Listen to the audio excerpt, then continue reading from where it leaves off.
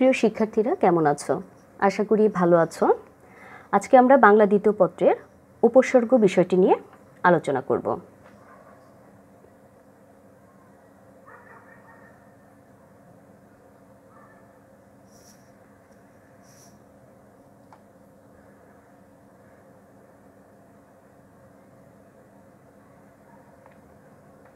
উপসর্গ শুরুতেই আমরা জেনে নেই আসলে উপসর্গ কি বা কাকে বলে বা উপসর্গের সংজ্ঞা।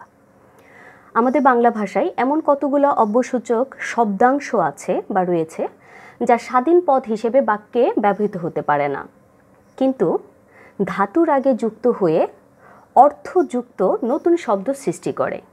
তাদেরকেই বলা হয় উপসর্গ। উপসর্গ যখন একটি ধাতুর আগে বসে যখন একটি নতুন শব্দ গঠন করে তখন সেই শব্দটির সংকুচন প্রসারণ ঘটিয়ে থাকে। উপসর্গের নিজস্ব কোনো অর্থবাচকতা নেই, কিন্তু অন্য শব্দের আগে যুক্ত হলে এর অর্থ দ্যোতকতা বা নতুন শব্দ সৃজনের ক্ষমতা থাকে। তার মানে হচ্ছে উপসর্গ অর্থাৎ অব্যয়সূচক সেই শব্দাংশগুলা যা তাদের নিজস্ব কোনো অর্থ নেই, কিন্তু একটা শব্দের আগে যদি বসে তাহলে তার নতুন শব্দ সৃজনের একটা ক্ষমতা থাকে বা সৃষ্টির ক্ষমতা থাকে। যেমন পরি একটি উপসর্গ। এখন এই উপসর্গটি যদি হাড় শব্দটির আগে জুড়ে দেই তাহলে হবে পরিহার, একটা নতুন শব্দ গঠন। বাংলা ভাষায় উপসর্গ হচ্ছে তিন প্রকার, মানে বাংলা ভাষায় তিন প্রকারের উপসর্গ আছে। এক, বাংলা উপসর্গ, দুই, তৎসম উপসর্গ এবং এবং তিন হচ্ছে বিদেশি উপসর্গ। আমরা প্রথমেই এখন দেখি নেই বাংলা উপসর্গ কাকে বলে এবং বাংলা উপসর্গটা কি। আমাদের এই বাংলায় আর্যদের আসার পূর্বে এখানকার আদিবাসী বা এখানকার নিজস্ব লোকজন যে উপসর্গগুলা বা যে শব্দগুলা ব্যবহার করত সেগুলাকেই, সেই অব্যয়সূচক শব্দাংশগুলোই হচ্ছে বাংলা উপসর্গ। বাংলা উপসর্গ হচ্ছে মোট 21টি। তোমাদের মুখস্থ হওয়ার সুবিধার্থে আমি সেই 21টি উপসর্গকে যেভাবে সাজিয়েছি সেটা হচ্ছে আশু বিনি অকুশ সাহা অঘাওজ অনাউন আর আপ আন ইতি কদভর রামপাতি। এই যে 21টি উপসর্গ, এই 21টি উপসর্গ হচ্ছে বাংলা উপসর্গ। এখন এই 21টি বাংলা উপসর্গ আমাদের কিভাবে শব্দ সৃষ্টি করে, নতুন অন্য একটা শব্দের আগে বসে নতুন শব্দ সৃষ্টি করে, তার কিছু উদাহরণ এখানে দিয়ে দিয়েছি। দেখো, যেমন আ উপসর্গটি যদি ধোয়া শব্দটির আগে আমরা জুড়ে দেই তাহলে হবে আধোয়া, মানে এটা অভাব অর্থে বুঝিয়েছে, যেটা ধোয়া হয়নি সেটাই হচ্ছে কি আধোয়া, নতুন একটি অর্থ। অনা উপসর্গটি যদি বৃষ্টির আগে বসে দেই তাহলে হবে কি অনাবৃষ্টি, মানে বৃষ্টির অভাব। ইতি উপসর্গটি যদি কথা শব্দটির আগে বসিয়ে দেই তাহলে হচ্ছে কি ইতি কথা, মানে পুরনো কথা। পাতি উপসর্গটি যদি বসিয়ে দেই হাঁস শব্দের আগে তাহলে হচ্ছে কি পাতিহাঁস, মানে ছোট জাতীয় যে হাঁস, ক্ষুদ্র অর্থে এখানে বোঝানো হয়েছে।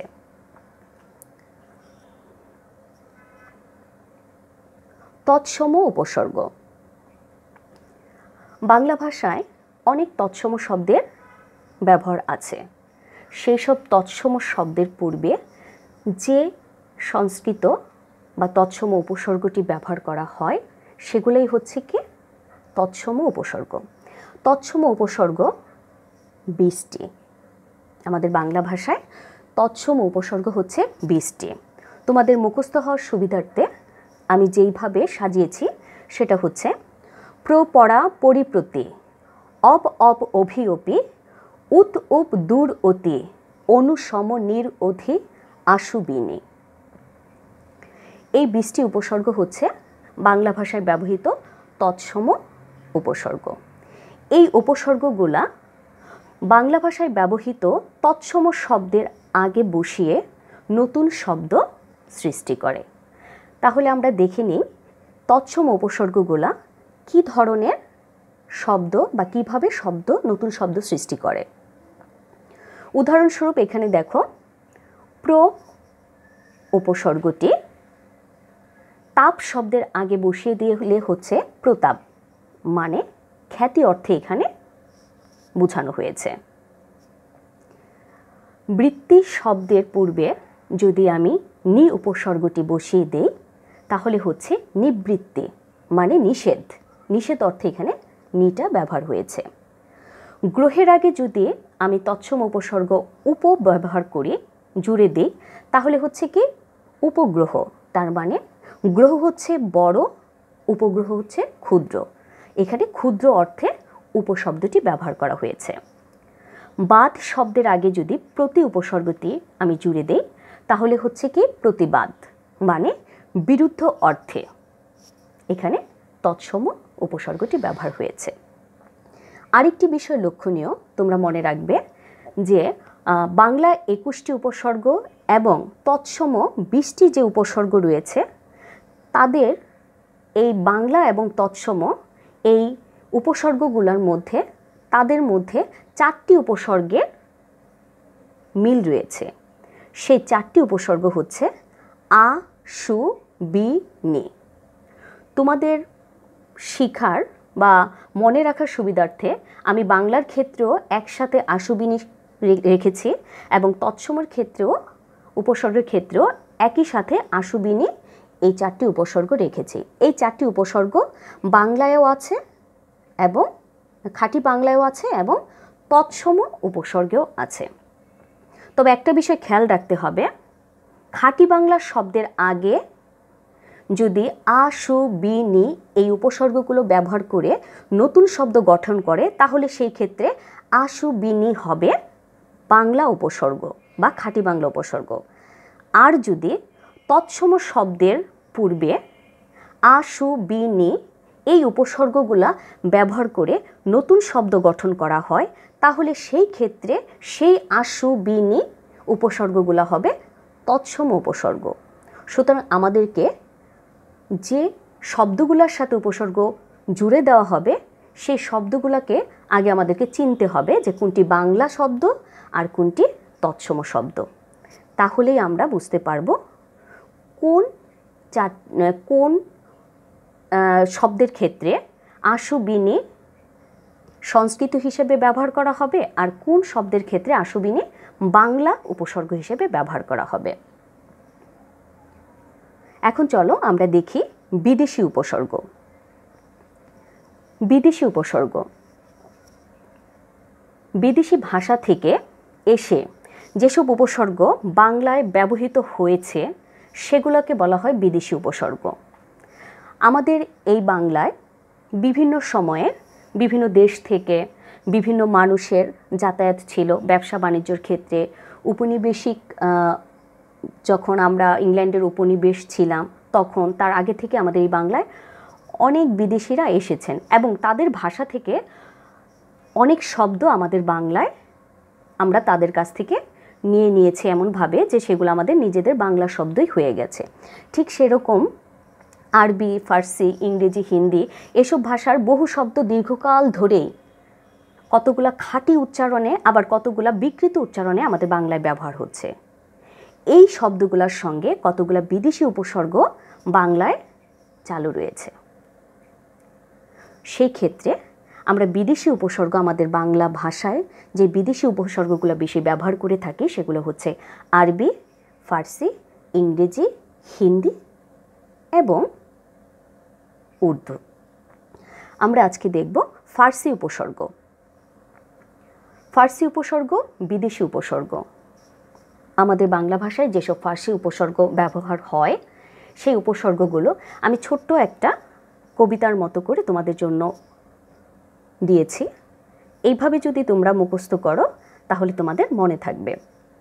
বেকার দর কম, বর্ব নিমফি, বদই বজ্জাত, ঘোষণা ঠিক কি। এই যে ছোট্ট কবিতাটা, এই কবিতাটার মধ্যে বে, কার, দর, কম, বর, ব, নিম, ফি, বদ, ঘোষ, না, এই শব্দাংশগুলো হচ্ছে ফার্সি উপসর্গ। এখন আমরা আসি আরবি উপসর্গের ক্ষেত্রে।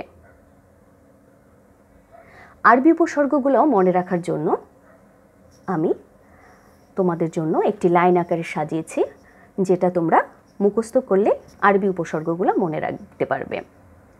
আম মুক্তার খাসমহলে হিসেব গরমিল করে লাপাত্তা। আম মুক্তার খাসমহলে হিসেব গরমিল করে লাপাত্তা। এখানে আম মুক্তারের আম, খাসমহলের খাস, গড়মিলের গড় এবং লাপাত্তার লা হচ্ছে আরবি উপসর্গ। ইংরেজি উপসর্গ। আমাদের বাংলা ভাষায় যে ইংরেজি উপসর্গগুলো ব্যবহার হয় সেগুলো হচ্ছে হেড, শার্প, হাফ, ফুল। আমরা যদি এটাকে মনে রাখার খাতিরে ব্যবহার করতে পারি, এইভাবে মুখস্থ রাখতে পারি যে হেড শার্প হাফ না ফুল শার্ট পরে। এই ইংরেজি উপসর্গগুলা হেডমাস্টার, সাব অফিস, এইভাবে মাস্টারের আগে যুক্ত হয়ে হেডমাস্টার, অফিসের আগে যুক্ত হয়ে সাব অফিস নতুন শব্দ গঠন করেছে। উর্দু হিন্দি উপসর্গ আমাদের বইয়ে বা তোমাদের জন্য যেটা দেওয়া আছে সেটা হচ্ছে হর। হর মানেই হচ্ছে প্রত্যেক, মানে সব সময়, যেমন হর রোজ, হর মাহিনা, হর কিসেম, হর হামেশা। আশা করি তোমরা উপসর্গ বিষয়ে কিছুটা হলেও বুঝতে পেরেছ।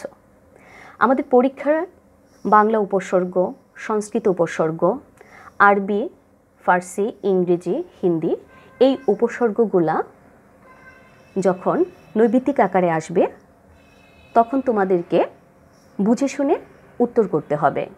কারণ তোমাদের এভাবে থাকতে পারে নিচের কোনটি আরবি উপসর্গ, নিচের কোনটি সংস্কৃত উপসর্গ, নিচের কোনটি ইংরেজি উপসর্গ। এখন তুমি যদি সেই উপসর্গগুলো ভালো করে মুখস্থ না করো তাহলে সেই ক্ষেত্রে আন্দাজে তোমাকে উত্তর দাগাতে হবে এবং সেই ক্ষেত্রে ভুল হওয়ার সম্ভাবনাই বেশি থাকে।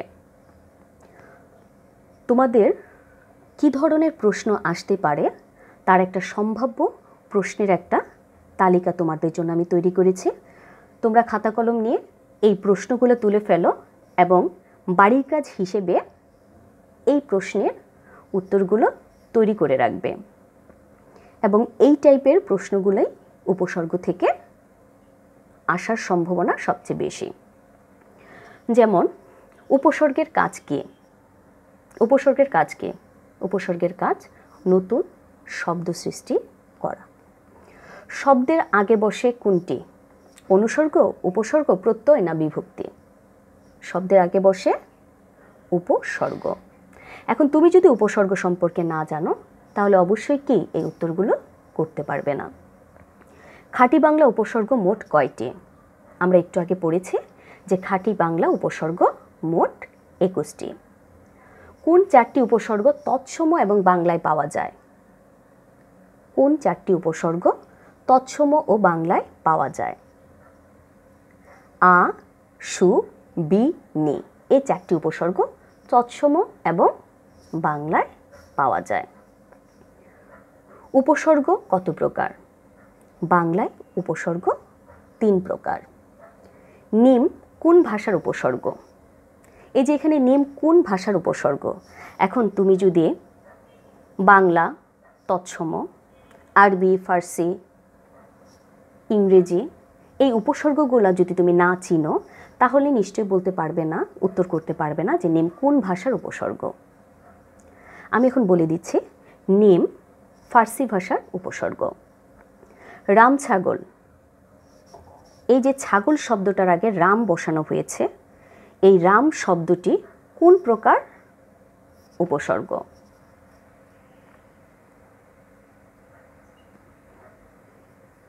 রাম শব্দটি বাংলা উপসর্গ। এখন তোমাদের প্রশ্ন আসতে পারে, রাম ছাগল শব্দের রাম কি অর্থে ব্যবহার হয়েছে? এখানে রাম ছাগল শব্দের রাম উপসর্গটি উৎকৃষ্ট অর্থে ব্যবহার হয়েছে, মানে ভালো মানের। বিজ্ঞান শব্দের বি উপসর্গ কি অর্থে ব্যবহৃত হয়েছে? এখানে বি উপসর্গটি বিশেষ অর্থে ব্যবহৃত হয়েছে। তো প্রশ্নের ক্যাটাগরিগুলো কি? উপসর্গ কয়টি, উপসর্গের কাজ কি, কোনটি কোন ধরনের উপসর্গ, এবং উপসর্গগুলা কোন অর্থে শব্দের সাথে জুড়ে দেওয়া হয়েছে, এই টাইপের প্রশ্নগুলো তোমাদের পরীক্ষায় আসতে পারে। নিচের কোনটি বাংলা উপসর্গ? এখানে যে 4টি শব্দ দেওয়া আছে, সুকণ্ঠ, সুখবর, সুনীল, সুপ্রিয়। আমরা জানি আ, সু, বি, নি এই 4টা বাংলায়ও আছে উপসর্গ এবং তৎসম শব্দও আছে। এখন সু, এইখানে সব কয়টা, এই 4টা শব্দের মধ্যেই সু লেখা আছে। এখন তোমাকে খুঁজে বের করতে হবে কোনটি বাংলা উপসর্গ। তাহলে কি আমি আগেই বলেছি যে বাংলা শব্দের আগে যে উপসর্গটা যুক্ত হবে সেটা হবে কি বাংলা উপসর্গ, আর তৎসম শব্দের আগে যে উপসর্গটা যুক্ত হবে সেটা হবে কি তৎসম উপসর্গ। এই 4টি উপসর্গের ক্ষেত্রে এখানে কণ্ঠ হচ্ছে সংস্কৃত বা তৎসম শব্দ, তাই সুকণ্ঠ তৎসম তৎসম শব্দ, আর সু এক্ষেত্রে তৎসম উপসর্গ। সুনীল এটি তৎসম শব্দ এবং সু তৎসম উপসর্গ। সুপ্রিয় এখানে সু তৎসম উপসর্গ। সুখবর, খবর বাংলা শব্দ, খবরের আগে সু বসানো হয়েছে তাই এটা সুখবর শব্দটি বাংলা উপসর্গ জুড়ে তৈরি করা হয়েছে। তাহলে নিচের কোনটি বাংলা উপসর্গ? সুখবর। ঠিক এমনইভাবে পরের উত্তরটিও তোমাদেরকে করতে হবে। নিচের কোনটি তৎসম উপসর্গ? এখানে খুঁজে বের করতে হবে ঠিক আগের মতোই কোন শব্দগুলা তৎসম এবং কোন শব্দগুলা বাংলা। এখানে সুনজর, সুদিন, সুখবর এই 3টি বাংলা উপসর্গ জুড়ে শব্দ গঠন হয়েছে, নতুন শব্দ সৃষ্টি হয়েছে। সুনীল এখানে তৎসম উপসর্গ। নিচের কোনটি আরবি উপসর্গ? এখানে দর হচ্ছে ফার্সি উপসর্গ, ফি হচ্ছে ফার্সি উপসর্গ, হেড হচ্ছে ইংরেজি উপসর্গ, আর খাস হচ্ছে আরবি উপসর্গ। এখন তুমি যদি এই উপসর্গগুলো ভালো করে মুখস্থ না করো, আলাদা আলাদা করে চিনে, তাহলে কিন্তু উত্তর সঠিকভাবে দাগাতে পারবে না। নিচের কোনটি ফার্সি উপসর্গ? নিচের আম, খাস, লা এই 3টা হচ্ছে আরবি, আর ফার্সি হচ্ছে বদ উপসর্গ। নিচের কোনটি হিন্দি উপসর্গ? গড়, পরি, লা। গড় হচ্ছে ফার্সি উপসর্গ, না সরি, গড় হচ্ছে আরবি উপসর্গ, লা হচ্ছে আরবি উপসর্গ, পরি হচ্ছে তৎসম উপসর্গ। তাহলে গড়, লা হচ্ছে আরবি, পরি হচ্ছে তৎসম, তাহলে বাকি রইল হর। এই হর হচ্ছে হিন্দি উপসর্গ। নিচের কোনটি ইংরেজি উপসর্গ? ফুল, আন, ব, পড়া।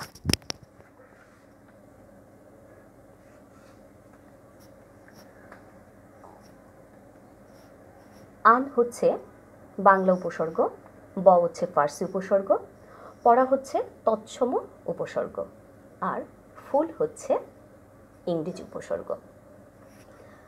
গড়মিল শব্দের গড় উপসর্গটি কি অর্থে প্রকাশ করা হয়েছে? গড়মিল শব্দের গড় অর্থটি কী অর্থে প্রকাশ করা হয়েছে?